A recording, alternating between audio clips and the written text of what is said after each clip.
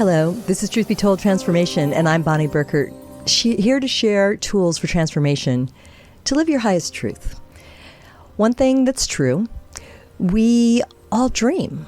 Maybe we don't always know that we dream, but it happens, and we're working through things. And so today, we're going to talk to Dr. Dream, a dream expert, Kelly Sullivan Walden.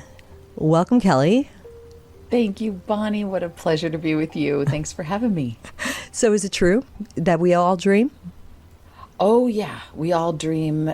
Scientifically, it's proven we all dream at least between 3 to 9 dreams every night. So the issue isn't really whether or not we dream, it's whether we are able to remember our dreams. Do you want us to remember our dreams, Kelly? Is that something that's helpful? I know we're going to talk about your book here shortly. So I've heard different theories on this. Mm-hmm. I'll just tell you what I've heard, and then you're the expert here.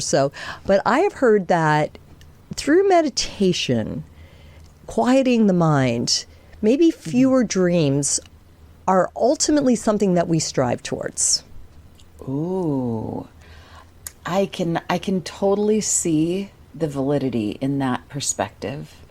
And I know people that I would say have a lot of enlightenment that are representatives of that state of consciousness. And some of those folks say that they don't have many dreams as a result of the fact that they're pretty much awake beings.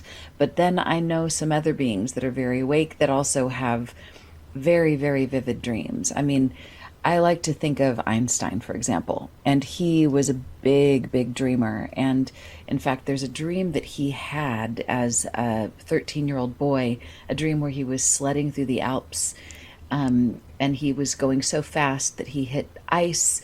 He passed up his friends and tapped into this vortex of incredible insight, love, wisdom. And he said that it was that state of consciousness that fueled his research, his discoveries, and it's even what he attributed to the theory of relativity. So I think dreams are part of what we do to remember where we're from. And if we were completely awakened beings, we probably wouldn't even need to sleep. But my perspective is, as long as we're sleeping, I believe we're dreaming. And those dreams are worth tapping into, paying attention to, and honoring as if they were gold.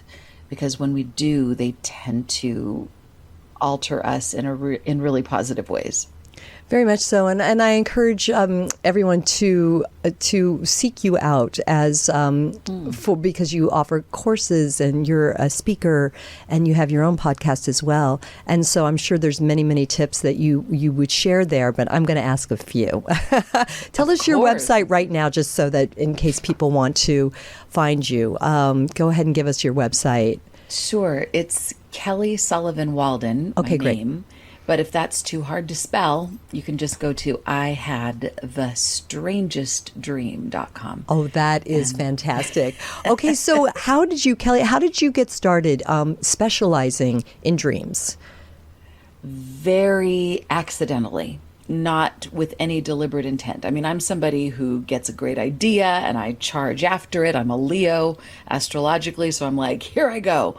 But my path was one of those kind of like the last thing I would have thought I was going to be talking about was dreams, because it just felt like a fish in water saying, why would I teach people how to swim? Like, don't we all just do this? And the truth is that we do all dream. We are all fish in the same water. And most of us, we're dreaming all the time. We're a dreaming species.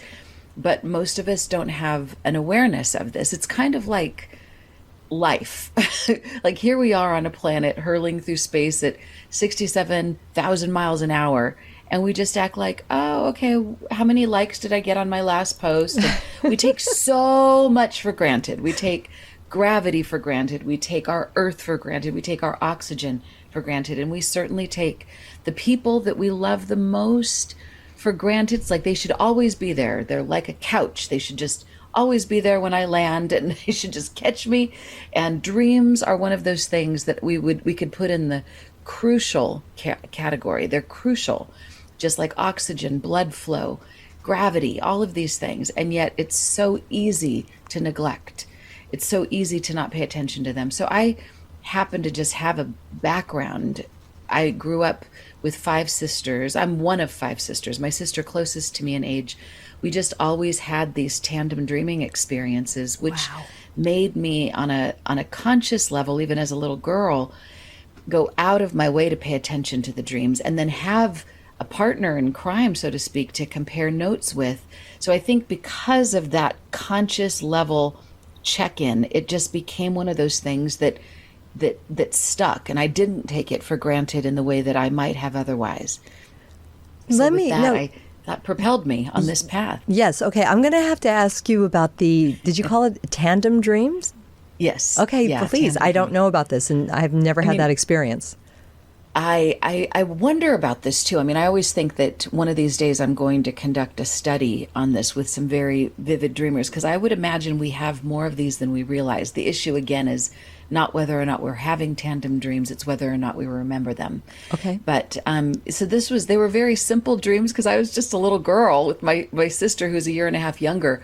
But it started off with a dream of a witch in a castle where I was running from this witch. And I started to talk about it with my little sister in the morning, and she finished my sentence and she was saying, yeah. And then we tried to push her off and I was like, yeah. And she said, and she had that kind of green face, but it was also blue. And I was like, yeah. And so it's like we had been in the same dream at the same time. Now, we could say, it was around Halloween. That's not so far-fetched. But then there were other dreams that we would have that were just too random, about our neighbors or about kids at school, or that were just like we were in the same place at the same time, having similar dream experiences. And there was even some instances where my mom would walk into our bedroom in the middle of the night, really upset, saying, "Girls, go to sleep." And she'd realize, oh my God, they are asleep. Like they're in bed with their eyes closed, but they're talking out loud. So we couldn't get in trouble because we were in bed and we were sleeping while we were talking. Amazing. And having a conversation. So I think this is a phenomenon that mostly is experienced by twins, but I also think, obviously it's something that siblings experience. And I know there are some married couples that are very spiritually connected that will have similar experiences as well.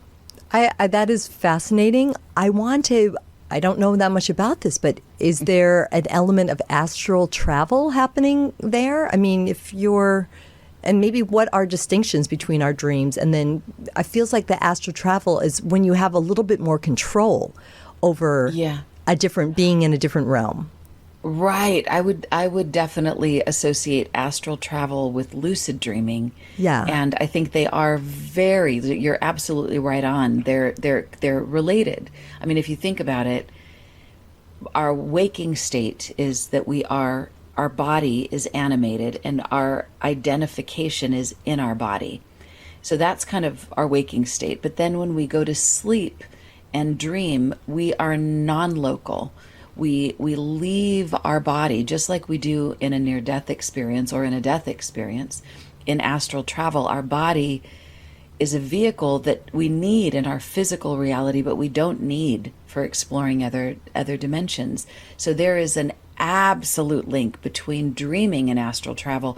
I had a near-death experience in 2008, and when I came back from that, I was like, wait a minute, this is not any different than dreaming. It's just I was able to retain every detail of it, whereas dreams, they're a little bit more foggy, a little bit more ephemeral sometimes. Yeah. But the experience of leaving my body and going somewhere other than my physical reality was what happened in my near-death experience. I was just so there is a relationship to this, because the truth is we are multidimensional beings, and this one dimension that we happen to be in right now is just one of the many that we have access to. So I think the goal isn't about whether or not we astral travel, whether or not we dream, whether or not we have this other playground. It's about whether or not we retain some aspect of memory that we can bridge back to this denser third dimension. That's the goal. Okay. Then Yeah. this third dimension, I think, is elevated to a more heaven on earth kind of experience. Oh, brilliant. No, I love that. Thank you. And that is ultimately the goal. And I really appreciate that you brought that into our conversation, because that's why we're here. That's what I want to do on Truth Be Told Transformation, for sure. So that is, that feels really good. So let's take it back to you as a young person, already being fascinated and quite adept at dreaming. So through your studies in life, it became coursework for you, or what was it like as you educated yourself further? Yeah, well, for a while, I would say for most of my 20s, I went, I don't need those. I mean, that's this inner world. I was more fascinated with the outer world of bling and all that dazzles the senses. And so around 26, no, it was younger than that. It was about 25. I hit a quarter life crisis where I had become so outer focused that and it's kind of like it's like the prodigal son kind of a thing. We have to sometimes shun those things that are so natural. Even like the Buddha left his kingdom in order to travel the world. We have to sometimes shun those things that are so natural to us so that we can live in the world without them, in order to then appreciate what we had. And then the work of our life is to earn our way back to that place. So that was sort of what I did. I hit this crisis place where I realized that the outer world was lovely and fine, but without an inner reality that was rich or richer than the outer world, it wasn't a world I wanted to live in. So this crisis, in order to stay on the planet, I had to find some depth and some meaning once again. So I propelled myself into therapy, into 12 steps, into hypnotherapy, into shamanism, everything. I became hungry for that which I used to just feast on naturally when I was younger, but it became something that I suddenly really, really appreciated. And as I began to heal, I began to realize, and this was a turning point for me actually, realizing that at some point in the future, I might be able to take what I was learning and be able to help give this to other people. And I think, and even Viktor Frankl, the author of Man's Search for Meaning, he talks about how the moment we look and we find purpose in our pain and in our healing, that's when we accelerate. So that was literally like when the light started to go on. And so I became hungry for myself, but also for the possibility that I might one day give this away and share this with others. So I think, and Stephen Covey says we teach what we most need to learn.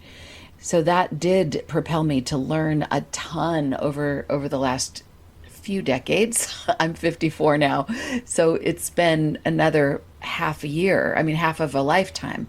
The last 25 plus years have been studying and then writing books, in the process of writing things in a way that I think hasn't been done before, or that has a unique spin, so that it would be relatable to people. And that's what's given me a lot of purpose to my pain, which helps to reduce the pain. Yes. Now, I think that's amazing. And let's talk about your book. It is called A Crisis is a Terrible Thing to Waste: The Art of Transforming Tragic to Magic. I love that. I love that tagline, that subtext. So congratulations. It's a recent release here in 2023 as we speak. And I think that maybe perhaps I'm guessing some of the book reveals what you were just saying. Really working through some of these problems and the magic that's come through it. So give us a little hint of what goes on. Well, I'll just say that kind of the years before, all the other books I've written, which I'm very proud of, and I feel like I've put my heart and soul into every book I've written, and this is my 11th book, and 7 oracle decks. I've got a couple that are on their way, coming out right now. Bravo. Everything has been kind of the best I've been able to muster from more of a mountaintop perspective, like grabbing every insight I've ever had from one of those awake dream moments and putting them into my books. But this book, I decided to flip it in the opposite direction and go into the places where I stumbled the hardest, where my heart got broken, where I did everything wrong. And I kind of put an inventory of those horror show moments, like my hall of shame, not my hall of fame, but my hall of shame. And I started to distill what I learned from each of those moments. And I started to see those moments differently. Instead of being ashamed of those, like, let's just talk about all the good things. Let's talk about my hall of fame. Have you seen this trophy? Have you seen this? I started to look at my hall of shame as kind of my hall of alchemy, because every one of those places where I stumbled and fell, sometimes really like almost dying several times, and being present to friends and even a baby I was about to have. I mean, death, Wow. beings that I was very attached to that died. I started to extract the meaning from those experiences. And I would even dare say, without sounding too overly cocky, but I would say the wisdom that came from those dark nights. And then I started to realize, oh, wait, I think the wisdom that anybody has doesn't come from what they learned in books necessarily, or what they learned in a school. It's from our own experiences where we stumble. That's where our gold lies. And yes, we can share it with others. We can write it in a book as a means to inspire others to look at their circumstances differently. But really, our deepest learning comes from our pain. If we don't just let the pain story recycle into a deeper, deeper pain story, if we look at the pain and we look for the alchemy, then we find it. And then that pain stops being pain. It starts to become rocket fuel for greater growth and awakening. So this book, A Crisis is a Terrible Thing to Waste, is 30 stories of my own stories and some of my clients' stories, and some people that were dear friends of mine who went through atrocious, awful things, but came out the other side with wisdom that I and we wouldn't trade for anything. And I have a formula in the book so that I show how I use it and how they have used it in order to more quickly transform the tragic into magic. Because it might do it on its own. Like they say, time heals. But it's also said, there was an article in Time magazine that said, yes, time heals, but it might take, after a debilitating loss, it might take 7 to 9 years. And who's got that kind of time? If it's possible to transform quickly, as close to real time as possible, I pick that. So Yeah. I talk about that in many different iterations in the book. That's so great. Super, super helpful. And I think that a lot of times when there is a problem, people, it becomes their story. Exactly. Right? Right. And so it sounds to me like you're helping us. I love the word alchemize. Alchemy. It's one of my favorite words, to alchemize that, because I mean, people definitely get very, very hung up with it. And you're a hypnotherapist, so you're also really helping people look at multi-layers. So staying with the stories that you're showing us in this book and how you've worked through it. And I do believe it. I mean, it's that those problems, they're learning opportunities. That's karma, ultimately, right? Yeah, I remember at the very beginning of the book, Scott Peck's book. Oh my gosh, I'll think of the title of that book. It was his very first one that came out that was like, that put him on the map, The Road Less Traveled. One of the very first lines in that book was about how wise people look at problems not as something that shouldn't be. And I'm saying the quote in my own way here, but these problems, wise people look at them as great opportunities to learn the next thing. Just like how in a math class, for example, we're given a problem to solve so that we learn. We develop this muscle in our brain that knows how to, we don't see the problem ultimately as something that shouldn't be. It's part of life. And we take our ability to problem solve to that so that we can become better, richer, wiser, more compassionate beings than we might otherwise be. And so I took all of the skills that I've learned over decades and I smushed it into this little teeny formula that I call OGLE, as a way to be able to practice this, because I think it's one thing to tell people, yes, your difficulty is an opportunity in disguise. Look at it differently. Not so easy when you're in pain. So it helps to have some kind of a rope ladder to hold on to, and sort of a plan, an action plan for what you will do when the bleep hits the fan, as it inevitably will. Or even if we see it happening to somebody that we know and love, and we want to have a way to not feel so helpless. We want to have something to offer them in their moment of need. So if you'd like, I can unpack Ogle. Oh, yeah, if you wouldn't mind. Absolutely, please. So Ogle is a very strange word. I think most people wouldn't think of that as a great word for an acronym for transformation, because it's like, wait, Ogle? That's like a little lecherous. But really, the deeper meaning of ogling, some people pronounce it ogle. I pronounce it Ogle. Okay. Potato. But ogling is to really look at something, is to not just settle for what's on the surface, to look behind the scenes and to find something deeper and more beautiful on the other side. So Ogle is the acronym. So when the bleep hits the fan, you start with the O. You give yourself permission to acknowledge what's offensive. So you can journal this, you can rant into the ear of a friend or a therapist. You give yourself permission to say, this hurt me, this broke my heart. Like when my purse got stolen in Colombia, it's one of the stories I tell. I gave myself permission to say, this sucks. I'm so pissed. I can't believe somebody would steal my wallet, my passport, my laptop, oh my God. Oh, no. I came to this country to be of service, and this is the thanks they give me. So we have permission to just be a blamer, be a victim, be pissed off, be brokenhearted. Once we get enough of that out of our system and we're like, okay, how can I start to alchemize this? We move to the G. The G is for what's good about this situation. And at first, if you're like me, you're going to say nothing. Right. There's nothing good about this thing. This is just awful. It sucks. But we start to look and we realize, well, one good thing is I'm still here.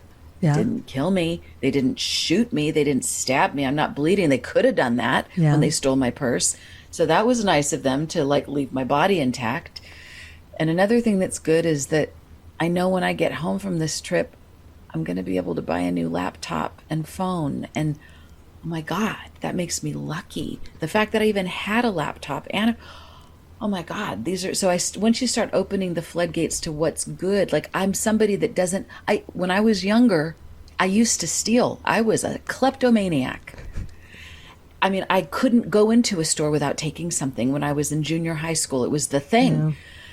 And I'm just so grateful. Oh my God, I don't have to do that anymore. I haven't done that for a long time. And maybe this is my payback. Maybe I'm settling the scales with this. Who knows? But I don't have to steal things anymore. Oh my God. So we can go on and on here. And that's great when we're starting to see what's good out of something that seems so awful. I appreciate that. Yep. And then we move to the L. And so each of these steps gets a little harder. The L is for the looking glass. This is where we ask ourselves, and this is where the alchemy comes in. We ask ourselves, how am I that? How have I ever done this? Or how might I? If I walk 20 miles in that person's moccasins, how might I do the same thing? So in my case, I had done that. I had been a thief. Yeah. So, I had to realize that I'm not separate from the person that stole from me. Shit, it's a bitter pill to swallow. The ego does not want to look in the looking glass, but we cannot transform if the ego is running the show. The ego would just have us always look good and have everybody else be the villains, and that's my story, and that keeps us in hell. It keeps perpetuating it. So we have to just swallow the bitter pill and say, how did I also do that? Yeah. How have I also mistreated people, taken people for granted? How have I done the very thing that is so offensive to me? And just by seeing that, that's when the gold starts to happen. That's when the magic starts to kick in, as strange as it may seem. And then we move to the E. I'm going to just say really quick, yes. If I can jump in on that, is that Please. I think it takes a lot of courage. What you're describing to do that, it takes courage. So I'm just bringing that up. To look at your part, you're looking at your part in it. It's such a great shift away from the blame. Right? Yeah. And I would even add a little bit of this. It takes a bit of faith in the larger tapestry of life. We could say faith in God, faith in the universe, faith in the fact that there is a friendly universe that we're living in order to look for our own our part in the equation. Because if I didn't have some kind of a faith that there was something going on bigger than myself and I was a part of that, then I don't know that I would have the wherewithal to look for my part. Because it's as if to say, whenever anybody is defensive, like, no, I'm the good one and they're the bad one, it's as if to say, I am standing on this tiny little bit of earth. I'm a quivering person trying to hold on to my territory. And if I was to cede it, if I was to let it go, then I'm going to fall off the edge of the earth into nothing. There's nothing here to hold me. But if I know I'm held by a loving universe, then I have a little bit of bandwidth to be able to say, damn, I fucked up. Oh my God, that was my fault. I can only do that if I have some sense of security. So in order to do that, so there's layers that go beyond Excellent. Just what's on the surface. It's not easy to own our part when our ego is hanging on by a thread. Excellent. Thank you. Yeah. Phew, Very it's a good. tough one. It's not for the weak of heart. Don't try this at home. Actually, do try this at home. And if you have a hard time, call me. Do try it. Exactly. Try it by home with your book in hand. Exactly. And then last but not least, we move to the E, and that's for elevate. This is where we ask ourselves, now that I know all of this, now that I've acknowledged what's offensive, what's good about it, what's in the looking glass, now what can I do about the only thing I have any control over, which is me and my life? How can I elevate my perspective, my consciousness, my behavior, even if it's just a tiny bit, as a result of what I've just gone through? For example, when I got my purse stolen in Colombia, I was like, what could I do? I mean, how could I elevate? Oh, well, how else am I a thief in my life? I steal from myself because let me go back for a second. The thieves stole my phone and my laptop. So for a month, I went without any technology. Crazy. For one entire month. Crazy. The most I'd ever gone before might have been a day. Yeah, same. Maybe a few hours. It's like I didn't realize how addicted and attached.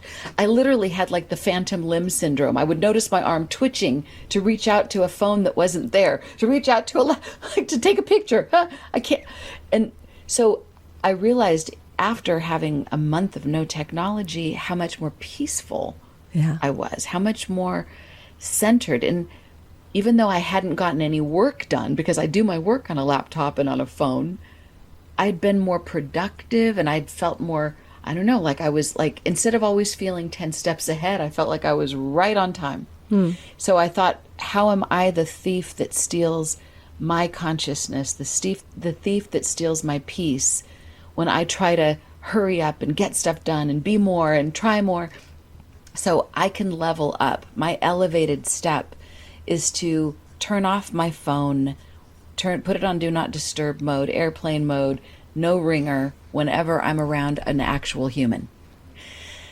How can I just take more breaks from technology? And this last week I was almost completely off of technology while I was in Costa Rica, so I take advantage of those moments. So that was my elevated step. So that's OGLE. What's offensive, what's good about it, looking glass, and then finally I love elevate. it. Thank you. Those are really, really good steps. And again, I really appreciate that you're having us take a closer look here. So let's thank you for this. And I think Costa Rica obviously was a beautiful reward for the work that you've done to get this information out to us. So Thank brilliant. You I so much. I hope have to join shout you. out to Imaloa Institute. Oh my God. Okay. I Jake look forward to Sasseville. exploring that Amazing. sometime. If anybody wants a dream retreat, go there. All right. Dreamy indeed. So let me ask you about a couple more dream questions I can in our remaining time. What do you think about journaling, dream journals? So important. It's one of the best gifts we can give ourselves because we can start off, we can write down a dream. This is how we should do it. Just first thing in the morning, write your dream down. And some of us record our dreams on our phones. I do that. But then in the journaling, we'll look at this dream puzzled. Most of us, myself included, sometimes will look at a dream and say, this makes no sense. I don't get it. This was a stupid dream, or this was ridiculous. But if we start journaling, asking the question, well, what do these things mean to me? And I have a little process that I suggest for journaling prompts that I call Jet Set. People can get this Jet Set worksheet for free on my website on kellysullivanwalden.com. But it gives you some prompts to be able to ask yourself questions about the dreams. And inevitably, if you spend about 10, 15 minutes exploring what the dream means to you and how it might be relevant to what's going on in your life, it's astounding the insights that come from that. Our journal is our way to journey deeper into ourselves. I cannot recommend journaling about our dreams more. It's Great. so important. Thank you. I know it's been very revelatory for me. I used to have a practice that I would read back over my dreams on New Year's Eve day, like spend the day looking back on the dreams that I had recorded, and it's crazy. I've created shifts in my life. Like, for example, there was some annoying coworker that was showing up in my dream, and I didn't necessarily even realize it, because sometimes when you're tired, you just get up and you reach for the pen and you're all groggy, and so you're not necessarily even remembering what you dreamed because you just get on with your day and get on with your life. But I remember this one woman, she was uncool, and so she was really, I'm being professional here, and I let it go. I'm like, why in the world would so-and-so be showing up in my dreams so regularly? That's ridiculous. I've got to stop this fixation, this problem I have with this person. And you know what? We ended up becoming friends. I mean, we ended up being kind of cool. Like, she used to be super not nice, and she ended up turning around on me. I'm just saying. Isn't that interesting? Isn't that how it goes? And I've had a number of, and I'm not trying to make it sound like, oh, check me out, I'm all psychic, great dreamer here. But I have had premonitions in my dreams. And I would like to share with people that are considering the practice of journaling, writing one's dreams down after they happen. It doesn't have to be pretty. And I know that you said go ahead and record it, and I think for the middle of the night, I kind of get that, but I also think there's something to be said for the pen and paper. So the pen and paper, yeah. Right? Yeah. So, exactly. But I think that I've had premonitions have come through, and I didn't realize it. I dreamt it, and it was like, well, that's a weird dream. And then a couple of days later, I would then return to it and said, you know what, that weird dream actually was showing me what was about to happen. It was like, I'll tell you offline sometime. Like, I'm sure you have probably people telling you their dream stories all the time. I do, but I'm into it. I love it. It's great. And so maybe if we do this again, you'll share them. So I'm sure your listeners would love to hear, because it's when we share a dream, we're really revealing part of our soul that is so special. So I'll share it with you then. I'm all ears. Let me tell it to you. I'll keep it brief. Yeah. I was in the record business for a lot of years. And one of the first jobs I ever had was I worked with independent stores, and I would send them posters, and they would get hung up in the stores and things like that. Okay, so many, many years later, here I am. I finally made it to vice president, and so anyway, one dream I had one morning that I wrote down in my journal was I was in one of those old record stores hanging posters. Cut to me impaled with like a cross, and it was like I even drew a picture of it, like a little stickman figure of an arrow or a spear, more like a big, what would you call that? A spear, I guess, that was cutting through me diagonally. Okay. So I wrote that down and drew a little picture, and then went to work, because I'm a hard worker, and I got laid off that day. 25-year career in the record business. And I did not realize it until a couple days later, when I looked back to my journal, and I was taking to my journal to write, oh, woe is me, what is happening now? And then I read back over the day of, and that had happened. Interesting. Right? Oh my God. Yes. So what I'm curious about is I wonder, well, it's hard to know unless we could really examine parallel planes, but the gift that was that it's like it already happened and you got to feel like sometimes dreams will exaggerate things because getting fired in our waking reality isn't the same as being impaled with a spear in the heart, but it feels that way. It's a heartbreak, especially when you've been vice president, you've put your heart and soul into it. So having kind of pre-grieved in some way. Interesting. Thank you, Kelly. That's big. I like that. I imagine you might have handled it with a little more grace. Oh, yeah, I was cool. It had been a complete shock. I mean, when it happened, I was definitely shocked, but I just said, this is really random. That's what I said and walked out, and it was not, it wasn't. You didn't have to go postal. No drama. You're like, oh my God, you are so funny. No, I didn't cry or anything like you that. You didn't set anybody on fire. You didn't impale anybody else. That is so funny. I didn't impale the boss. So anyway, I just wanted to share that one because I think it's so, I really can't encourage people enough. And I don't always do it, but there is so much that goes on in your dreams and you may not know it until a little bit later. Like in that story I said, it was a couple days later.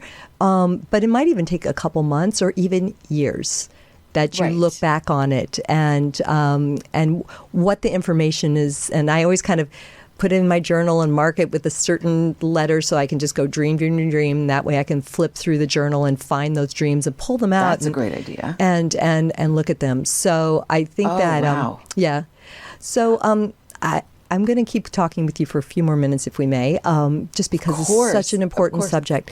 The other thing is, we talked about lucid dreaming before. Are you familiar with the use of herbs? Sometimes it's recommended to, and you were just in Costa Rica, recommended to try an herb, like maybe even to make a plan that you're going to wake up and have a little sip of a particular herb and then go back to sleep. Have you ever tried anything like that? I have, and I know, and I've literally tried every single thing. And I would say what seems to be the biggest thing that has been useful for me, first of all, to get a good night's sleep, lavender oil is wonderful. I actually have there's a blend that I recommend. I should probably put it on my website because I'm telling people about it all the time. Okay, yeah. It's this Sweet Dreams blend, and that's mostly a lavender blend. It's more pleasant than lavender. So that's something that helps you get a good night's sleep. And then there's vitamin B6 or vitamin B12 is supposed to help us with our memory and really memory is just a function of vividness. So it helps our dreams to become a little bit brighter so that they're easier to catch. And this is kind of, a lot of people also talk about tryptophan as something that helps you to sleep. So there's a lot of food that is rich in that. But in terms of herbs, I have a little sachet with a ton of herbs. I don't know how much that works on me. I was just in Costa Rica and we were talking about the Damiana and even, yeah, I can't think of the herb that was recommended, but I tried it. I tried to taste it. And I'm pretty good with Chinese herbs and everything like that. Like I can take really, in fact, Tony Sweet and I were just talking about bitter, and I'm like, I don't mind bitter. This herb was terrible, and it is recommended for dreaming, and I'll post it in the YouTube comments so that I can verify what I'm talking about and let people avoid it. But I know some people. This is kind of a weird unofficial survey that I've been doing. Peanut butter. So, I have peanut butter cravings before bed all the time. Indulge them, even just a little taste. I don't know. There's no official data on this at all, but in my unofficial data gathering, there's something about the protein of it that does help us stabilize our sleep as opposed to like sugar that would spike. There is sugar in peanut butter, so get the healthiest version you can, but a little bit of that seems to stimulate something. I don't know. So crazy. I And know. I mean, because it is like, and it's my midnight snack. And well, not at midnight, but I try to be that, healthy person, like don't eat after, don't eat too late, and, better to let the body, and then all of a sudden it's like, dang, I need me some peanut butter. Just a tiny bit. It's just a tiny taste. A little bit goes Kelly, a long way. This is Try so it. good. I could just talk and talk and talk, but I know that you're just getting back from your retreat, your dreamy retreat. And so I'm just going to send everybody your way and to look at your book. And I hope that you and I will do this in person sometime here in our studio in Burbank. I'd love to welcome you back. Twist an arm. We'll drink some of that herb tea. I'll make some herb tea, and then we will drink some on air. Mugwort. That's it. I'm like, mugwort. That's the good one. Oh, yes. Yes. I do like Tastes mugwort. awful, but supposed to be good. She got it. Despite her re-entry, the jet lag re-entry, she got it. Okay. Mugwort. Mugwort. We'll end the show on that. All right. Kelly, thank you again. Keep an eye open for her book. A crisis is a terrible thing to waste. And until the next time, we really appreciate you. Dream on. Thank you, Bonnie. Thank you so much. And thank you, Tony Sweet, back there. Thank you, Truth Be Told. What a wonderful show. I appreciate you guys. Cheers. Thank you. Much. Hi, everybody. Wasn't that fun? It was so amazing. We just love to explore these higher consciousness topics and the guests that are there really spending their lives to help us learn. And so I'm here with Tony Sweet to do the same and to bring this and share this with you. And so we rely on you to spread the word that that's what we're doing here every week. Don't forget, Tony's show comes on Fridays at 3 p.m. live, so he wants to see you, so be sure to check in. And Robert Hensley has a Minuteman Report. Those go live on Mondays, and we've got Metaphor with his show, Truth Be Told in Espanol. So we hope that you have a chance to watch, and we appreciate all your likes and comments. Until the next time, I'm Bonnie. Namaste.